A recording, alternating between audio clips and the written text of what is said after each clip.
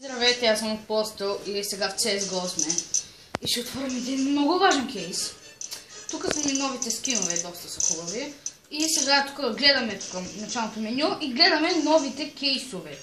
И тук може да спечели всичко това. Така. Много са велики тези неща. Но най-хубавото нещо е как гледате, тези нощи са сладки.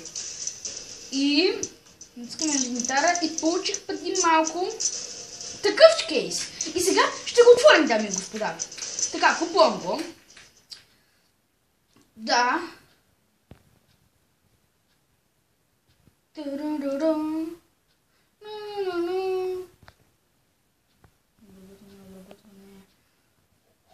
Съгласявам се с Steam за купуване.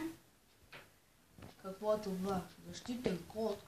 Моля, въведете кода за сигурност на картата.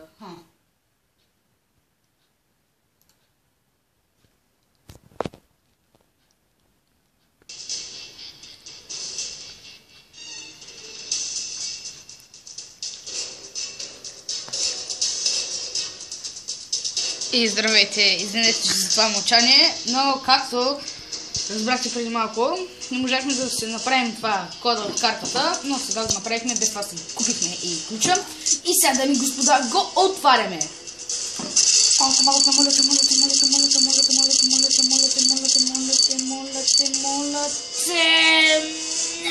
Пак е добре, много добре. Ох, гри. Това е добре, това е добро. Чакай да видя какъв е, чисто нов ли? Минимално износен. Добре. Имам някакъв си тъп предприемач. Продаване на пазара. Ще го продам. Пак съм доволен. Много доволен. Осам се с ним. Продавам. Голяма работа. После ще го продам. Това са ми всичките неща. Банчки, бум. Ето това ми е най-новия скин. Следващият. Жегата и другата жега.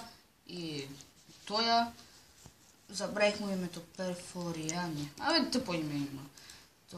Така. О, тигърът ми, може би най-хубавият ми. Белязан от битки. Стига. И първият ми скин бездната. Но имам и статреки. Той мисля да го продам. Хем е чисто нов. Чакай, къде пише? Да, чисто нов. Има и статрек.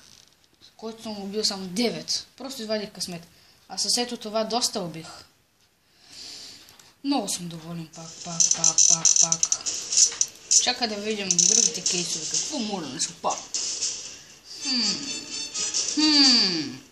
Някой друг път ще ги отворим.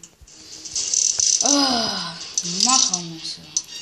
И това беше клипа от мен и не знам защо се махнах. И чао.